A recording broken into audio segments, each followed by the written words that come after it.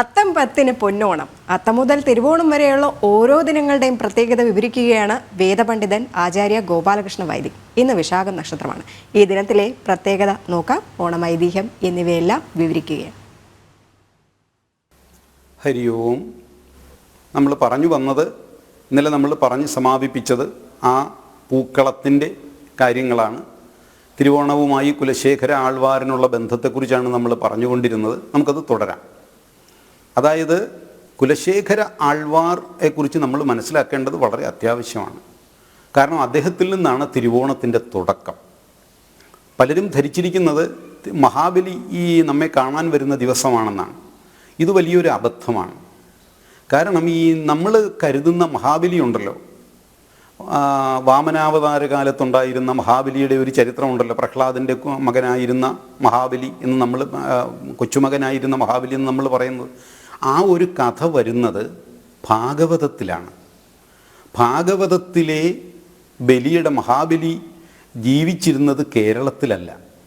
അദ്ദേഹം ജീവിച്ചിരുന്നത് ഭൃഗുകച്ഛം, അതായത് ഇന്നത്തെ നർമ്മദാ നദിയുടെ തീരം, ഗുജറാത്തിലാണ്. അവിടെ നടന്ന കഥയാണ് മഹാബലിയുടേത്. കഥയല്ല, ചരിത്രം തന്നെയാണ്. ഭാഗവതത്തിൻ്റെ പല ഭാഗവും ചരിത്രമാണ്. അത് ഭാഗവതം തന്നെ പ്രത്യേകം പറയുന്നുണ്ട്. നമ്മൾ ഭാഗവതത്തെക്കുറിച്ച് മനസ്സിലാക്കുമ്പോൾ മനസ്സിലാക്കാം. അപ്പോൾ ഇത്രയും തൽക്കാലം മനസ്സിലാക്കുക. അവിടെ ഭരിച്ചിരുന്ന രാജാവാണ് മഹാബലി. അദ്ദേഹത്തിന് കേരളവുമായി വലിയ ബന്ധമൊന്നും ഉണ്ടായിരുന്നില്ല. അപ്പോൾ ഭാഗവതത്തിലെ മഹാബലി അല്ല കേരളത്തിൽ നമ്മൾ ആചരിക്കുന്ന മഹാബലി. ആ വാക്കിന് മഹാബലവാനും സിദ്ധനുമായ വ്യക്തി എന്നാണ് അർത്ഥം, മഹാബലി. അപ്പോൾ ഇവിടെ നമ്മൾ മഹാബലി എന്നുള്ളത് കൊണ്ട് സങ്കല്പിക്കുന്നത് ഭാഗവതത്തിലെ കഥയല്ല. ഇവിടെ നമ്മൾ സങ്കല്പിക്കുന്നത് കുലശേഖരവർമ്മനാണ്, കുലശേഖരയാൾവാർ. അദ്ദേഹത്തിൻ്റെ സമാധി ദിനം തിരുവോണമാണ്.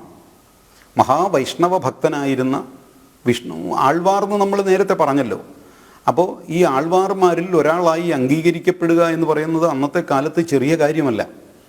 അദ്ദേഹത്തിൻ്റെ സമാധി ദിനമായാണ് ഈ തിരുവോണത്തെ നമ്മൾ സങ്കല്പിക്കുന്നതെന്നാണ് തൃക്കാക്കരയിൽ നിന്നുള്ള പ്രായമായ ഗുരുതുല്യനായ തിരുമേനിയും ഗുരു നിത്യചൈതന്യതിയും ഉൾപ്പെടെയുള്ളവർ അന്ന് എന്നോട് പറഞ്ഞത്. പിന്നീട് ഞാൻ ഇതിനെക്കുറിച്ച് ഒരുപാട് അന്വേഷണങ്ങൾ നടത്തുകയും അത് ശരിയാണ് എന്ന് ബോധ്യപ്പെടുകയും ചെയ്തു. ഇത് കൂടുതൽ ഗവേഷണങ്ങൾ നടത്തുന്നത് നിങ്ങൾ യുവതലമുറക്കാരുടെ ചുമതലയാണ്, നിങ്ങളത് ചെയ്യണം എന്നാണ് എൻ്റെ അപേക്ഷ. അപ്പോൾ കുലശേഖര ആൾവാർ സമാധിയായ ദിവസമാണ് നമ്മൾ തിരുവോണമായി ആചരിച്ചു വരുന്നത്. അതിനു മുമ്പായി 10 ദിവസത്തെ വ്രതം നോൽക്കുന്ന ഒരു സമ്പ്രദായം പണ്ട് നമുക്കിടയിൽ ഉണ്ടായിരുന്നു. അത്തത്തിനാണ് ഈ വ്രതം തുടങ്ങുക. തിരുവോണത്തിന് സദ്യയോടെ വ്രതം സമാപിക്കുന്നു. അങ്ങനെയാണ് അത്തം 10 ഓണം എന്ന് പറയുന്ന നമ്മുടെ ഒരു ചൊല്ല് തന്നെ നിലവിൽ വരുന്നത്.